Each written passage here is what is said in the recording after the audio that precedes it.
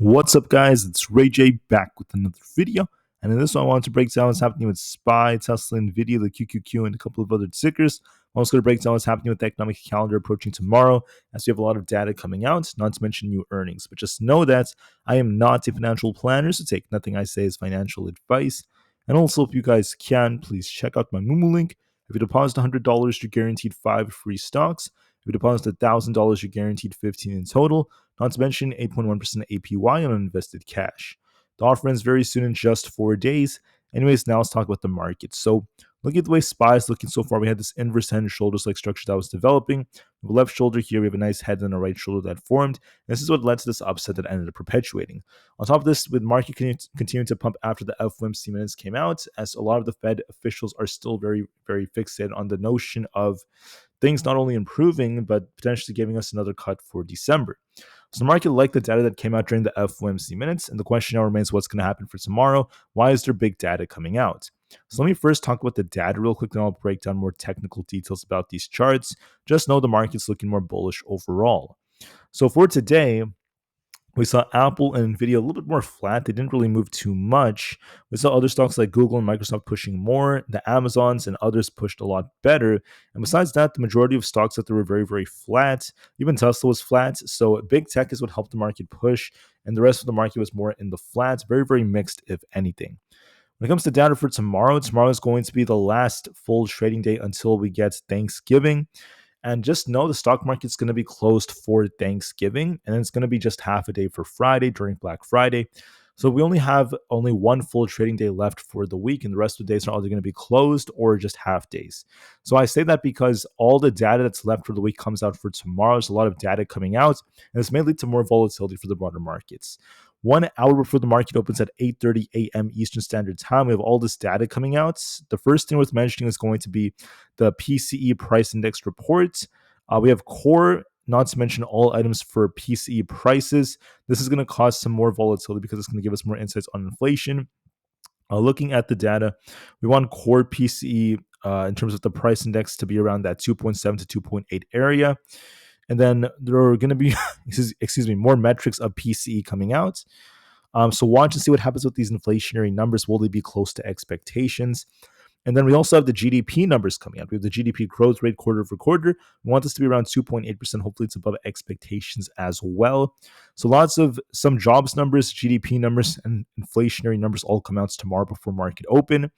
And then at 9:45 a.m., we have the Chicago PMI. Not to mention some bill auctions at 10 a.m. And then besides that, the rest of the data is going to be quite minor. So the important thing to take away from this is the fact that all the data essentially comes out 1 hour before market open. Look for a lot of volatility, especially when the GDP numbers come out. I think they're going to be one of the biggest factors. And then after that, at 10 a.m., we have more data. Look for volatility at that time. And that's pretty much it for tomorrow. Then the market's going to once again get ready for the Thanksgiving holidays. So that's what we're essentially seeing so far. For other factors out there, just know that we had these earnings come out like Kohl's, Best Buy, and a few more. Unfortunately for Kohl's and Best Buy, their guidances were not very strong, which is why the share prices went down. I went over this in my morning video. Macy's had to delay their earnings report because of the fact that they had some financial issues. And besides that, we had Dell. Dell saw their shares end up dropping as well because of this. EPS was a beat at $2.15 adjusted, which is pretty good. However, revenue came in a little bit short at $24.4 billion for Dell. That's below expectations. Net income did climb a bit, but here's the problem. This is why the share price ended up dipping. It expected between $24 and $25 billion in revenue during the fourth quarter. Now, although that seems decent, we were expecting $25.57 billion. So their expectation initially is now below what we initially expected. We also expected $2.50 in adjusted EPS. Unfortunately, that's below expectations as well. So in a nutshell, earnings were mixed, but their guidance was weak. Weak guidance is why we saw Dell end up selling off. And that's the reason why we saw, a big shift right now. So despite that, the market still had greed. The market was starting to show signs of slowing down yesterday. We did dip a little bit. Then we got completely bought back up after the FOMC minutes, and now we're back to greed in terms of our fear and greed index. So far the buyers are back. Momentum is very, very greedy if we could hold above these levels. On top of this, the puts to call option ratio is continuing to dip. Typically, when it's at these lows, we do tend to see the market form a top, but we're not ready yet because the market's not showing any signs of rejecting. If anything, it's getting bought back up after the Fed gave us their announcements. Then we have a very, very neutral VIX right now, still looking kind of low. We're getting closer and closer to the main support where it tends to bounce, but we're not officially at the lowest level yet. And for now, I just have to make a big shift right now. I'm going to be 100% honest. Sometimes the market could be very tricky, and it could even make me think something that ends up being different from what ends up happening later on. Sometimes it happens, guys, and yesterday was the epitome of that. So yesterday, when I was looking at the charts, we got this big rejection here, and it really, really looked like we were going to be looking for a test of our 20 EMA. A little bit of a dip right here, but instead, the next morning comes and the market just chops around for the first couple of hours. And then the next thing you know is we get the FOMC minutes, and the market starts this uptrend after the Fed was more optimistic. So that being said, we're back to bullish as we have an inverse head and shoulders like setup. We're riding above our EMAs very nicely, and we're making higher highs, higher lows, higher highs, higher lows, and another higher high right over here. So let's put it this way. We have 600 as support on SPY. If we lose 600 on SPY, we're looking for 598 as our main support. If we hold above 600, we're looking for essentially 602.5 as our target, not to mention 604.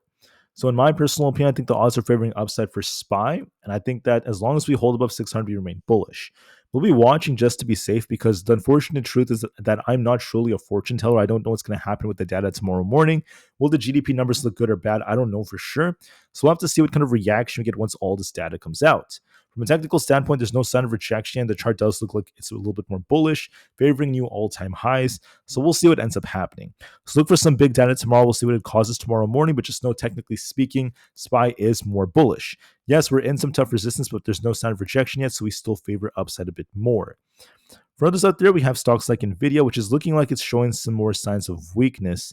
The reason being is because we're barely holding our 200 EMA. So we have this resistance to watch for around 138.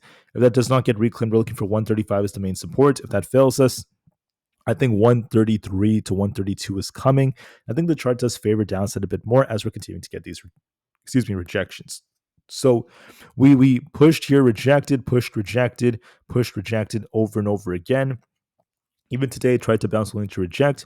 This is favoring a move back down to 135 or below as the most likely possibility. Bitcoin's trying to rebound right here. There might be a little push tomorrow morning. I think it might try to fill this imbalance and get back up to about just under 93,000. But then once we hit that, we'll have to see if we get a rejection, start to continue to tip lower, back down to 90,000. So look for a little bit more upside, and we'll see what kind of reaction we get from there. As far as Tesla goes, we're just consolidating, going back and forth right now. There's not really a whole lot that's going on with this. I am a little concerned, though, that if we do end up losing 333, we're looking for 329 to be tested. And if that fills us, we fill the gap back down for essentially 321. If we manage to hold above 342 or close above, we could try to bounce. Right now, Tesla's consolidating between the mid 340s and the mid 330s, going back and forth between 335 and 345 for almost the entire day. But just know that this chart does favor downside a little bit more because we close below our 20 EMA. So Tesla's going to likely shop around tomorrow, but there is a risk of us tipping to about 329, especially after that big red bar yesterday and the fact that we have another red day today. So it's showing some weakness compared to the market, and there is that risk of downside. As far as ES goes, we look more bullish than Tesla and many others. We could continue to push for these all-time highs for about 6,050, and we'll see what kind of reaction we get at 6,050. Do we break past or do we reject? It depends on the data tomorrow, but as of right now, it looks like it could push a little bit more. For NQ, we are technically trying to uptrend, but it's very choppy. So notice how it's just slowly making its way up higher and higher. We'll have to see if we can break past 21,000 or not. If we lose 20,850, though, we could be dipping back down towards 20,775. This chart is favoring that it wants to break past 21,000. We'll have to see how that ends up going. I think tomorrow morning we're going to be testing 21,000 once the data is released, and we'll see if we get a rejection or not.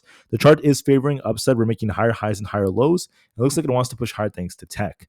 Just know I'm a little cautious because of all this data coming out, the GDP numbers especially. I can't predict if we're going to get a perfect 2.8% target or above, depending on the second quarter. So we'll see about that. But if anything, guys, be very, very patient nonetheless.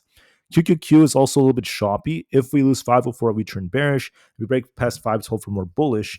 I think the most likely possibility for tomorrow is we do push closer to about that 512 area, and we'll see if we get a rejection or not. If we break that, we will remain more bullish. I anticipate a little bit more upside, so it might be pushing for like 512 or so. Then we'll see what kind of reaction we get from there. As far as Apple goes, Apple, it's doing a good job at holding up. It's very bullish looking. The main support to watch for is right here around this 233.5 area. If that fails, we're looking for 231 again.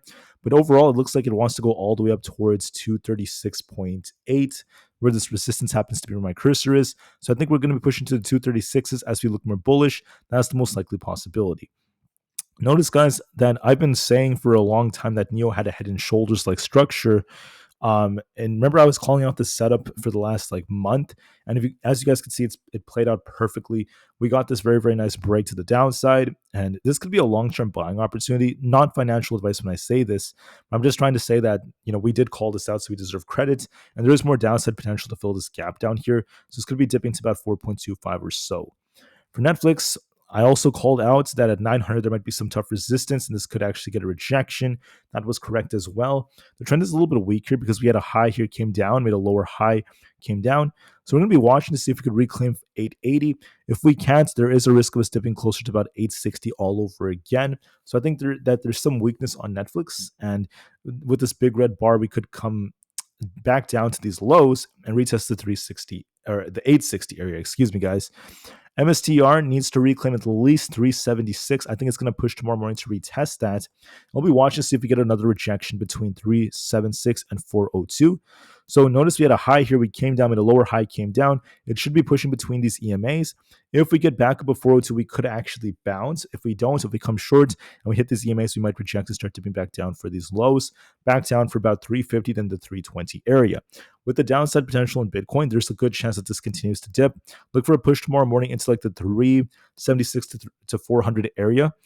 We likely push up there, and then we'll see if we get a rejection to continue lower, and we could be on our way back down towards the 350 area, if not 320. So if 350 fails us, I'm going to be looking for 340 and then 320 below that. I presume we're going to push a little bit, consolidate, and start dipping lower as the most likely possibilities. For CELH or Celsius, we have this big rejection here. It might try to retest 28.5. If we hit this, we could reject and start dipping lower all the way down towards 27 or below. And if we lose 27, we're looking for a dip back down to some balance for 26. I presume we're going to push for about 28 and reject and start dipping to these lower levels as the most likely possibility.